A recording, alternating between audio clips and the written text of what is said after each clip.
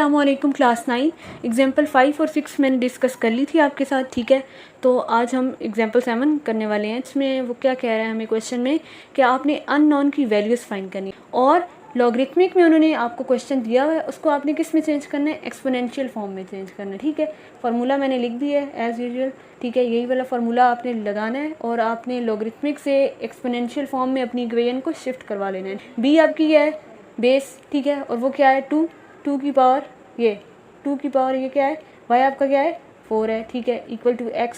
तो हम लिख लेते हैं x इज इक्वल टू 2 की पावर 4। 2 की पावर 4 आप डायरेक्ट जो है कैलकुलेटर पे भी निकाल सकते हैं। अगर नहीं निकालनी आती तो आप ऐसे भी लिख सकते हैं 2 इंटू 2 इंटू 2 इंटू 2, 2 2 ज़ा 4, 4 2 ज़ा 8, 8 2 ज़ा 16, इस तरह मल्टीप्लाई करवाना है 2 की पावर 16। लेकिन 2 की पावर 6, 8 इस तरह भी आ सकती है, तो आप ये तरीका ही नहीं करा सकते, ज़्यादा बड़ी पावर्स भी आती हैं।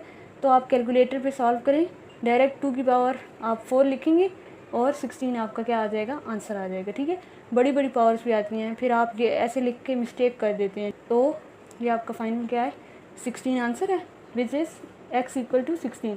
आपने अननोन की वैल्यू फाइंड कर ली, x इक्वल टू 16 आ गया आपके पास, ठीक है। यही आपने फाइंड करना था।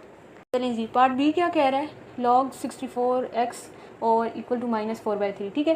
फार्मूला में आपने पुटिंग करनी है, ये आपका क्या है b पड़ा हुआ है, ठीक है, और ये आपका क्या पड़ा हुआ है, y पड़ा हुआ है, ठीक है।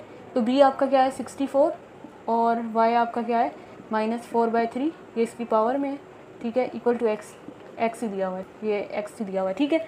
अब 64 को आप किसकी पावर लिख सकते हो, 4 की पावर 2 जो है 16 होती है और 16 4 तो 64 होता है। तो ये आपकी क्या आ गई 4 की पावर 3 और बाहर क्या पड़ा हुआ है आपका -4/3 इक्वल टू x।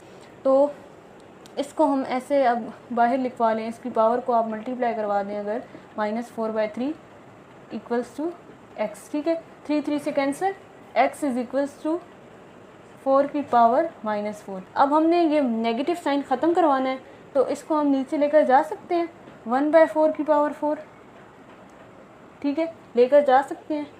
ऐसे हम लिख सकते हैं ना, जब ऊपर नेगेटिव हो उसको पॉजिटिव बनाने के लिए हम उसको नीचे ले जाते हैं 1 बाई की फॉर्म में। x इज इक्वल टू 1 की पावर 1/4 की पावर 4, 4 की पावर 4 क्या होती है 256 होती है, ठीक है। तो ये हमारा क्या आ गया, हमारा अननोन की वैल्यू हमने फाइंड कर ली।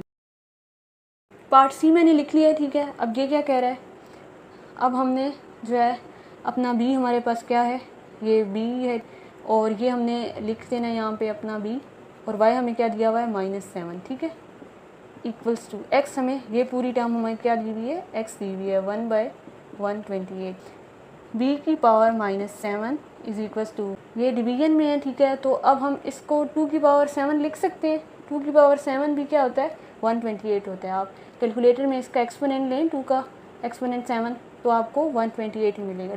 तो हमें बेसिस या पावर सेम करने के लिए कुछ ना कुछ तो सब्स्टिट्यूशन लगानी पड़ती है ना। तो b -7 और ये इसको मैं उठा के इस पावर को ऊपर लेकर आऊँगी तो नेगेटिव हो जाएगी।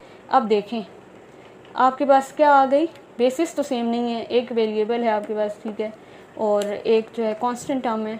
ये जो हैं एक्सपोनेंट्स यानी आपकी जो उनकी पावर दी हुई है वो सेम है। कुछ लोग एक्सपोनेंट बोलते हैं, पावर्स भी आप बोल सकते हैं, 2 की पावर ये 2 की पावर वो। तो यहाँ पे एक्सपोनेंट्स आपके क्या हैं, सेम है, -7 इधर भी है इधर भी है, बेसिस डिफरेंट है।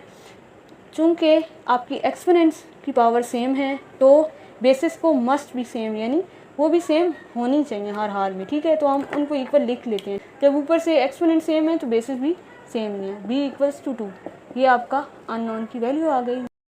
चलें जी, एग्जाम्पल 7 का हमारे पास लास्ट पार्ट रह गया था d। b हमें क्या दिया हुआ है 27, ठीक है, यहाँ पे मैंने 27 लिख लिया। y हमें y दिया हुआ है, ठीक है, इक्वल्स टू x हमें क्या दिया हुआ है, ये 3 दिया हुआ है। अब मुझे बेसिस सेम करने के लिए 27 में कुछ डालना पड़ेगा, यानी 27 किसका क्यूब है किसका स्क्वायर है। तो उसके लिए मैं क्या करूँगी, यहाँ पे हमें पता है कि 3 का क्यूब क्या होता है 27, 3 का स्क्वायर 9 होता है, 9 3 ज़ा 27। तो ये हम यहाँ पे पुट कर देंगे 3 का क्यूब और बाहर इसकी पावर y है, ठीक है, 3, ठीक है। अब मैंने इसको इससे मल्टीप्लाई करवा दिया है। अब इसकी एक्सपोनेंट में क्या आ गया 3y इक्वल्स टू 3। अब देखें बेसिस सेम हो गई है। सपोज़ करें इसकी पावर जो है वो 1 है, ठीक है, इसकी एक्सपोनेंट्स तो अब इनके डिफरेंट हैं, बेसिस सेम है तो अब एक्सपोनेंट्स को भी सेम होना पड़ेगा, होंगी, ठीक है। पिछले क्वेश्चन में हमने बात की थी उनके एक्सपोनेंट्स सेम थे, उनकी फिर बेसिस को हमने सेम बनाया था और फिर हमने अपना अननोन फाइंड किया था। यहाँ बेसिस सेम है, पावर्स को क्या हम कर देंगे इक्वल लिख के अपना अननोन फाइंड कर लेंगे, ठीक है। 3y is equals to 1, y को यहीं रहने दें, 3 इधर मल्टीप्लाई हो रहा है, उधर जाके क्या हो जाएगा, डिवाइड हो जाएगा। तो यही आपकी y की वैल्यू आ गई अननोन, ठीक है। एग्जाम्पल 8 हमारी रह गई थी, ठीक है। इसमें हमने क्या करना है, आपने y फाइंड करना है, ठीक है। ये आपको इक्वेशन दी हुई है, आपने y निकालना है। तो आप इसको कैसे फाइंड करेंगे, मैं इसको एक दफ़ा फिर से लिख रही हूँ, log ऑफ b, ये तो हमें क्वेश्चन गिवन था ना, y का क्यूब प्लस 1, ठीक है, equals to log of b is equal, sorry 728 है, ये बीच में इक्वल है। अब आपने log को ख़त्म करना है और आपने क्या निकालना है, फाइंड y आपको क्वेश्चन में कहा है कि निकालें। ये log ऑफ b और log ऑफ b क्या हो गया, आपस में कैंसिल आउट हो गए, ठीक है। पीछे रिमेनिंग क्या बचा है, y का cube plus 1 is equals to 28। अब ये कांस्टेंट मैं उठा के उधर ले जाऊंगी, ठीक है, क्योंकि आपके पास दो कांस्टेंट है ना, इज इक्वल्स टू 28 माइनस 1।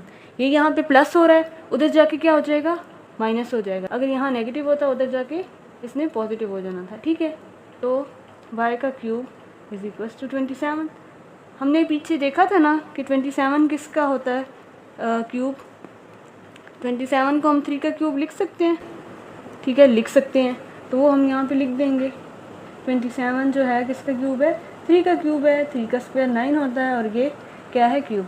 तो देखें अब आपकी पावर सेम है तो हम बेसिस को इक्वल लिख सकते हैं, ठीक है। तो y इज इक्वल्स टू 3 हमारा क्या आ गया, फाइनल रिजल्ट आ गया। तो आई होप आपको ये क्लियर हो गया हो। तो मिलते हैं नेक्स्ट वीडियो में, तब तक के लिए अल्लाह हाफिज़।